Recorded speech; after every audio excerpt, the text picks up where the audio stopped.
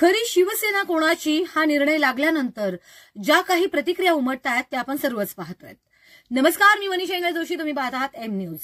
शिवसेनेतील निर्णयाचे सर्व अधिकार पक्षप्रमुख उद्धव ठाकरे यांना नसून मुख्यमंत्री एकनाथ शिंदे यांच्या नेतृत्वाखालील पक्ष हीच खरी शिवसेना असल्याचा निवाडा विधानसभा अध्यक्ष राहुल नार्वेकर यांनी दिला। तसंच शिवसेनेचे सारेच आमदार राहुल नार्वेकरांनी पात्र ठरवलेत। या निकालानंतर विविध राजकीय प्रतिक्रिया उमटतात। याबाबत उपमुख्यमंत्री अजित पवार यांना विचारल्यावर ते संतापल्याचं पाहायला मिळालं। पुण्यात अजित पवारांनी प्रसार माध्यमांशी संवाद साधला। यावेळी निकालाबाबत मुख्यमंत्री एकनाथ शिंदे यांचं अभिनंदन करणार का असा प्रश्न विचारल्यावर मला फुकटचे सल्ले देऊ नये असं म्हणत अजित पवारांनी पत्रकारांना चांगलंच खडसावलं।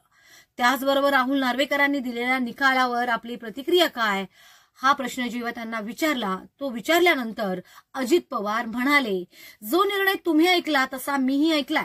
न्यायाधीशांनी दिलेला निर्णय आपण योग्य समजतो। राष्ट्रवादी काँग्रेसचे अध्यक्ष शरद पवार यांनी निकालाचा वेगळा अर्थ काढलाय। याबद्दल विचारल्यावर अजित पवारांनी चांगलेच चिडले। कोण काय भूमिका मांडतात याच्याशी मला देणं घेणं नाहीये, मी माझ्यापुरतं बोलत असतो असं अजित पवार म्हटले। निकालानंतर मुख्यमंत्री एकनाथ शिंदे यांचं अभिनंदन केलं का या प्रश्नावर अजित पवार म्हणाले, अहो आमचं सरकारच चालू आहे, मग कधी अभिनंदन करायचं हे मी ठरवेन, तुम्ही मला कशाला सांगता। मला फुकटचे सल्ले देण्याच्या भानगडीत पत्रकारांनी पडू नये असं अजित पवारांनी पत्रकारांना चांगलंच खडसावलं।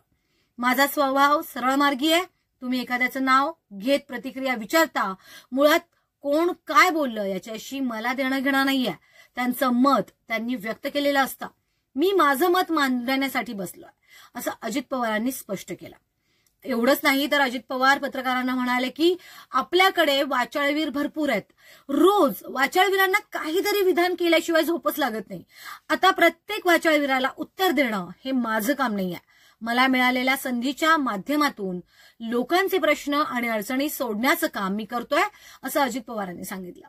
पाहिलं म्हणजे ज्या निकालानंतर जे काही प्रतिक्रिया सध्या आपण पाहतोय की उमटतायत त्यावर खूप काही घडामोडी घडतायत। तुम्हाला हा व्हिडिओ कसा वाटला नक्कीच तुम्ही कमेंट बॉक्समध्ये शेअर करू शकता। आणि हो, एम न्यूजला लाईक, सबस्क्राईब आणि शेअर करायला विसरू नका। थेट बातमी, अचूक विश्लेषण पाहत रहा एम न्यूज।